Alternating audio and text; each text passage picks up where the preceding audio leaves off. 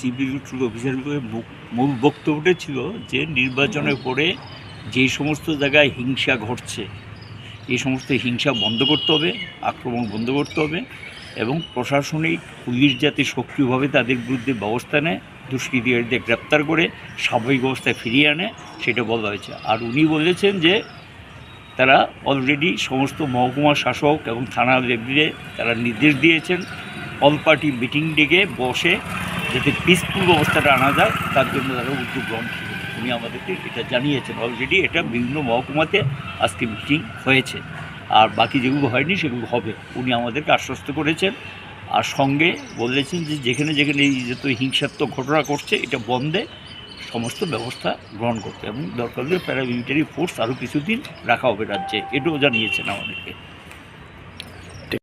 বিধানসভা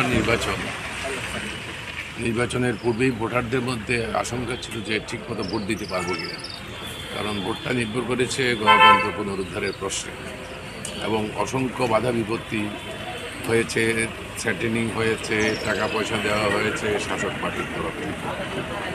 এই সমস্ত কিছু উপেক্ষা করে ভোটাররা যখন 90% উপরে 90% মতো ভোটার ভোট দিয়েছে, তার মানে হচ্ছে মানুষের জেদ ধরেছে 5 বছরে ভোট দিতে পারেনি, এবার তারা ভোট দেবে এবং ভোট দিয়েছে। এখন আমরা কমিশনের সিইওর কাছে এসেছি এই জন্য, ভোট দেওয়ার পরে এখন বুঝতে পেরেছে শাসক দল তাদের পরাজয় নিশ্চিত। ত্রিপুরাতে সামনে ভোট গণনার পরেই দেখবেন ত্রিপুরায় এখানে জনগণের সরকার প্রতিষ্ঠিত হবে, বিজেপি সরকার আসছে না ক্ষমতায়। এটা বুঝতে পেরেই এখন পরাজয়ের আতঙ্কে আক্রমণ শুরু করেছে, বিশেষ করে সিপিআই জেলা, জিরানিয়া, এই সমস্ত জেলা। জিরানিয়া, সিপিআই জেলার আমরা গিয়েছিলাম আজকে, বিরোধী দলের নেতা মানিক সরকার সহ 12টা পরিবার, কিচ্ছু নেই, 90 বছরের বৃদ্ধা থেকে বাচ্চা ছেলে কেউ এই আক্রমণের হাত থেকে বাঁচেনি এবং সবারই ধ্বংস করেছে। এমনকি ঘরে একটা জিনিসপত্র ভাঙচুর, ইউটেন্সিলস যা থাকে খাবারের জিনিসপত্র, এগুলো পর্যন্ত নষ্ট করে দিয়েছে। টিভি, ফ্রিজ যা আছে সব ভেঙে দিয়েছে। এই একই রকম ঘটনা ঘটেছে জিরানিয়া, একজন ছাঁটাই হওয়া 10,323 শিক্ষক, সে শিক্ষক আন্দোলনের নেতা এই অপরাধে তার বাড়িটাকে সম্পূর্ণ ধ্বংস করে দিয়েছে, আমরা বলেছি এছাড়া তো নলছর আপনার এতে কাঠালিয়া চলছে, মানুষের মধ্যে একটা আতঙ্কের পরিবেশ তৈরি করে ভাবছে তারা ভোট না গণিয়ে জিতে যাবে। আমরা পরিষ্কার বলতে চাই, আমাদের আবেদন ত্রিপুরার নির্বাচক মণ্ডলীর কাছে, অনেক লড়াই করে ভোট দিয়েছেন, অনেক বাধা বিপত্তি উপেক্ষা করে ভোট দিয়েছেন এবং এখন শান্তিপূর্ণ পরিবেশ বজায় রাখুন। আমরা বামপন্থী ফ্রন্টের কর্মীদের, সিপিআইএমের কর্মীদের আবেদন করব, জনগণকে আবেদন করব, সর্বত্র এই কটা দিন শান্তি, সম্প্রীতি, সুস্থিতি বজায় রাখুন, কোনো প্ররোচনার ফাঁদে পা দেবেন না।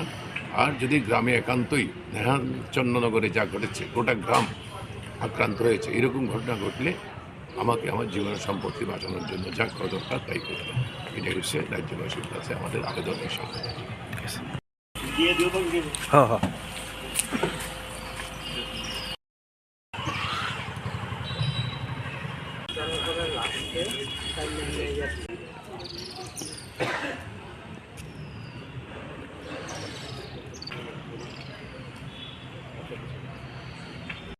চিফ ইলেকট্রাল অফিসার মূল বক্তব্যটা ছিল যে নির্বাচনের পরে যে সমস্ত জায়গায় হিংসা ঘটছে এই সমস্ত হিংসা বন্ধ করতে হবে, আক্রমণ বন্ধ করতে হবে এবং প্রশাসনিক পুলিশ যাতে সক্রিয়ভাবে তাদের বিরুদ্ধে ব্যবস্থা নেয়, দুষ্কৃতিকারীদের গ্রেপ্তার করে স্বাভাবিক অবস্থায় ফিরিয়ে আনে, সেটা বলা হয়েছে। আর উনি বলেছেন যে তারা অলরেডি সমস্ত মহকুমা শাসক এবং থানা লেভেলে তারা নির্দেশ দিয়েছেন অল পার্টি মিটিং ডেকে বসে যাতে পিসফুল ব্যবস্থাটা আনা যায় তার জন্য তারা উদ্যোগ গ্রহণ করবে। উনি আমাদেরকে এটা জানিয়েছেন, অলরেডি এটা বিভিন্ন মহকুমাতে আজকে মিটিং হয়েছে, আর বাকি যেগুলো হয়নি সেগুলো হবে। উনি আমাদেরকে আশ্বস্ত করেছেন আর সঙ্গে বলেছেন যে যেখানে যেখানে এই যত হিংসাত্মক ঘটনা ঘটছে এটা বন্ধে সমস্ত ব্যবস্থা গ্রহণ করতে এবং দরকার হলে প্যারামিলিটারি ফোর্স আরও কিছুদিন রাখা হবে রাজ্যে, এটাও জানিয়েছেন আমাদেরকে।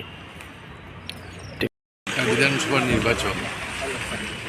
নির্বাচনের পূর্বেই ভোটারদের মধ্যে আশঙ্কা ছিল যে ঠিকমতো ভোট দিতে পারবো কিনা, কারণ ভোটটা নির্ভর করেছে গণতন্ত্র পুনরুদ্ধারের প্রশ্নে এবং অসংখ্য বাধা বিপত্তি হয়েছে, সেটেনিং হয়েছে, টাকা পয়সা দেওয়া হয়েছে শাসক পার্টির তরফ থেকে।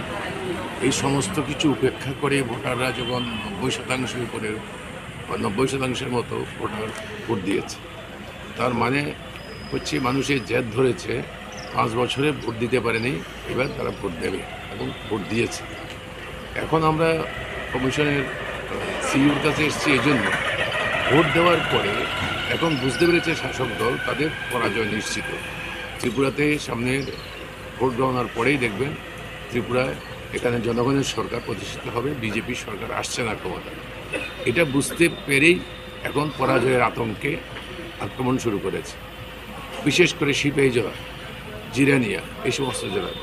জিরানিয়া, সিপিআই জেলার আমরা গিয়েছিলাম আজকে, বিরোধী দলের নেতা মানিক সরকার সহ 12টা পরিবার, কিচ্ছু নেই, 90 বছরের বৃদ্ধা থেকে বাচ্চা ছেলে কেউ এই আক্রমণের হাত থেকে বাঁচেনি এবং সবারই ধ্বংস করেছে। এমনকি ঘরে একটা জিনিসপত্র ভাঙচুর, ইউটেন্সিলস যা থাকে খাবারের জিনিসপত্র, এগুলো পর্যন্ত নষ্ট করে দিয়েছে। টিভি, ফ্রিজ যা আছে সব ভেঙে দিয়েছে। এই একই রকম ঘটনা ঘটেছে জিরানিয়া, একজন ছাঁটাই হওয়া 10,323 শিক্ষক, সেই শিক্ষক আন্দোলনের নেতা এই অপরাধে তার বাড়িটাকে সম্পূর্ণ ধ্বংস করে দিয়েছে, আমরা বলেছি এছাড়া তো নলছর আপনার এতে কাঠালিয়া চলছে। মানুষের মধ্যে একটা আতঙ্কের পরিবেশ তৈরি করে ভাবছে তারা ভোট না গণে জিতে যাবে। আমরা পরিষ্কার বলতে চাই, আমাদের আবেদন ত্রিপুরার নির্বাচক মণ্ডলীর কাছে, অনেক লড়াই করে ভোট দিয়েছেন, অনেক বাধা বিপত্তি উপেক্ষা করে ভোট দিয়েছেন এবং এখন শান্তিপূর্ণ পরিবেশ বজায় রাখুন। আমরা বামপন্থী ফ্রন্টের কর্মীদের, সিপিআইএমের কর্মীদের আবেদন করব, জনগণকে আবেদন করব, সর্বত্র এই কটা দিন শান্তি, সম্প্রীতি, সুস্থিতি বজায় রাখুন, কোনো প্ররোচনার ফাঁদে পা দেবেন না। আর যদি গ্রামে একান্তই চন্দ্রনগরে যা ঘটেছে, গোটা গ্রাম আক্রান্ত হয়েছে, এরকম ঘটনা ঘটলে আমাকে আমার জীবনের সম্পত্তি বাঁচানোর জন্য যা করা দরকার তাই করবে। এটাই হচ্ছে রাজ্যবাসীর কাছে আমাদের আবেদনের সঙ্গে।